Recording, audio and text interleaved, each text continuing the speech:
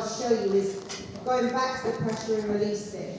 So the pressure from the leg is that we put our leg on to make him go. When he goes, you relax the leg. What he needs to also know, though, is also in the rein. Now, it's very simple. We keep it very black and white. We want him to slow down, we take a pull, and then we relax. So the pressure and release thing is not just in the leg, it's with the hands as well. So the two aids. But like I said before, the first thing that's most important is that he's going off the leg, which obviously you can see is quite a goey little character. So, you know, there's no worry there. He's taking Matt forward. But what we want to just see, first of all, is that he's got some brakes and he's got an accelerator.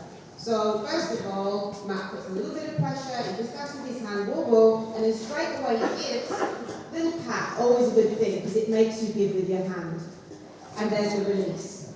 He puts his leg on, he feels the pressure of the leg, he goes forward, Matt relaxes his leg. Even, you know, also he puts the leg on, and then he relaxes his hand as well, so that he feels like there's never any time when he's trapped. He's not to feel trapped at all. So this is the main thing. So the pressure and release, what you saw with the pony, this is what we're doing with him now. Stop, go, stop, go, stop, go, stop, go, stop, go. He's a baby, and the best thing you can do with a baby is like a child. Repeat, repeat, repeat. You want the child to learn how to say something, what do? Repeat it. It's exactly the same. You know, and the more you do it, the more they clock onto it, the more you reward them, everybody's happy. So basically, the other thing I want to explain to you is as well that, obviously you can see at the moment he's a little bit tense. I believe that with a young horse, you should always just let them have their neck and their head and wherever they're happy. There is no definite set rule that you have to say, this horse must stretch down, then you must pick it up, then it must stretch down again at the end. There's no definite rules. It's a specific way for each horse. They're all built completely different. So, you know, it doesn't matter. You have to find where the horse is comfortable. And obviously, the horse needs to stretch down so it comes up in the back and so the hind legs can come underneath it. But you also need to make sure that the horse is in a place that it can possibly do it. You know, horses are built differently. If you've got something that's incredibly croup high, you don't want to then put its head between its knees with its head on the floor and then drill it so that it's going forward and forward. It just ends up like it's doing a roly-poly, you know? You're better off having the horse grounded in front of you. He's got a lovely neck, crest, beautiful, so he's sort of built on a bit. But his specific problem is, as you can see, he's a little bit tense. And the best way to deal with this is what Matt's doing. He just big circles, lots of forwardness, lots of transitions, takes him back to walk as he walks, let give him a pat, and then go on again. And also, the main thing as well is that with the relaxation, you know, half of the reason, once he lets go in his body, he will then move differently. You know, with the tension, he holds his body very tight and he's a little bit sort of unsure, he's a little bit, this movement, you know, will come better and better and better the more the horse relaxes. So, once Matt's safe, which I think he is, we'll try a little canter, and we'll just see, again, what's the movement's like in the canter, because as well, what you will find is, in this situation, sometimes it's best for the horse to canter, and then what happens is, then it lets go again in his body. As you can see, the horse is very engaged behind, but he gives his hand forward, so that again, when the pressure came on with his legs, in front, he says, get us a way out. I'm not going to lock you in that room like Mo was saying. You can go forward, I let you go forward, but then I want you to come back again. So he just takes a little more tension on the rein, uses his voice, speaks to him, and then he goes back to trot. And again, you know, that's happens, he pats him, good boy. So that then he doesn't panic with that feeling of, oh, he's got hold of me, he's pulled me, you know, so there's none of that. And all the time thinking forward, forward, forward, always. You know, big circles, lots of bending and sort of serpentines, what have you. So those sort of things really make him move around in his body. If he moves his body, he lets go. If he lets go, he then relaxes. It's all very, very simple work, especially for this, this age of horse. For the young horse classes, which he will be doing this year, it's mainly, all they want to see is the movement, that's all. As you can see now, he's taking a little bit more of a relaxed, flowing stride. It's not so choppy now. And that's a little bit like when they play a canter, because he's having to use, you can see, he's having to use his whole body. I mean, he's really underneath with his hind legs, he's having to use every single piece of his body. And as well, it's hard for a young horse to balance. He's not actually been broken that long, this horse. So it's still a matter of strength. 12 weeks. So he's a very good boy, but sometimes I think the stallions as well, you find that they're a little bit braver. They've still got their tackle.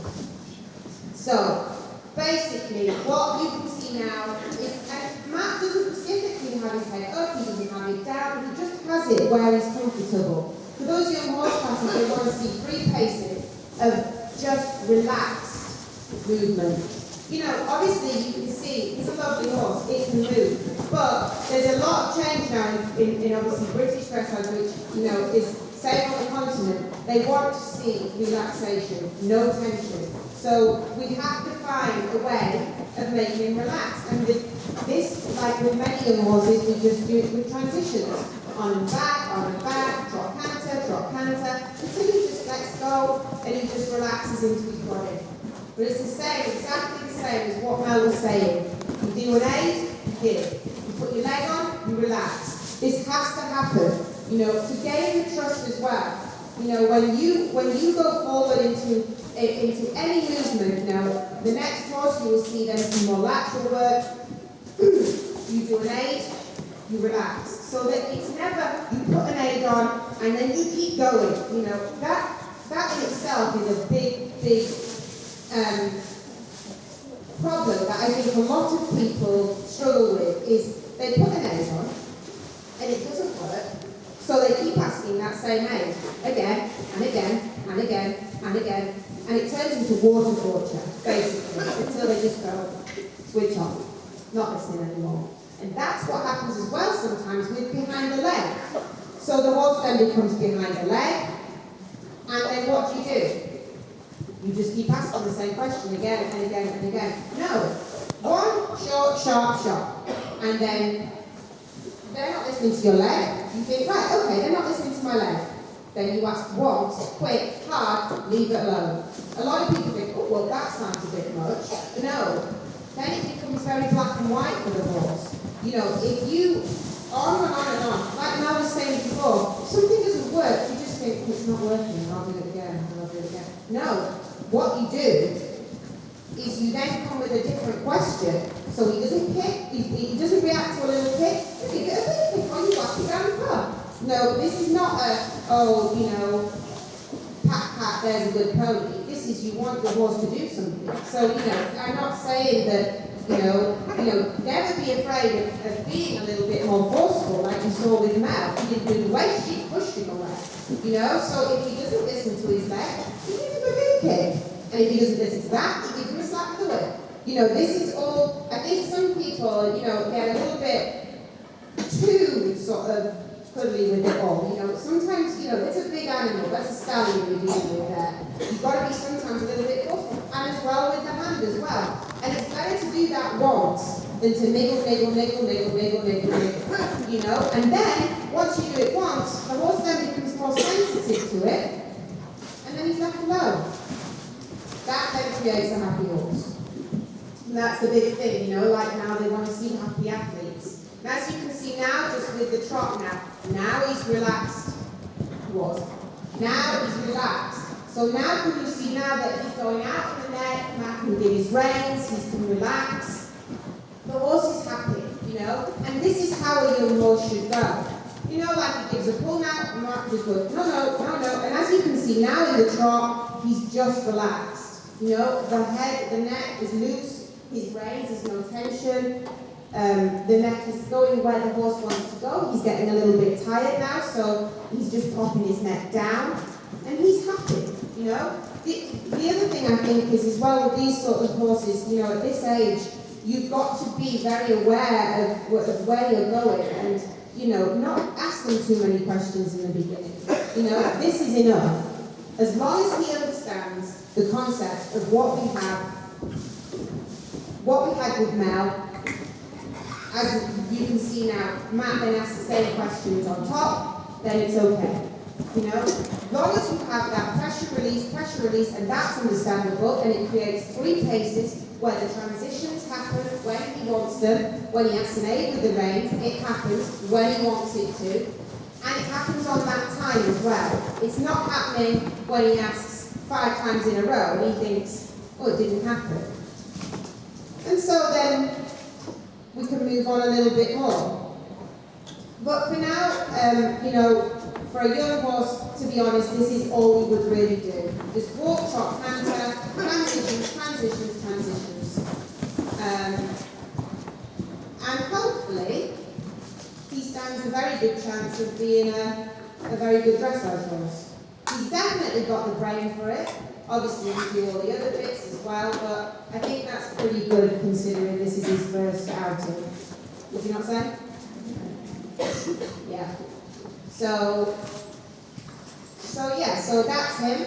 And then hopefully, with the next horse, you can see how basically just exactly the same thing.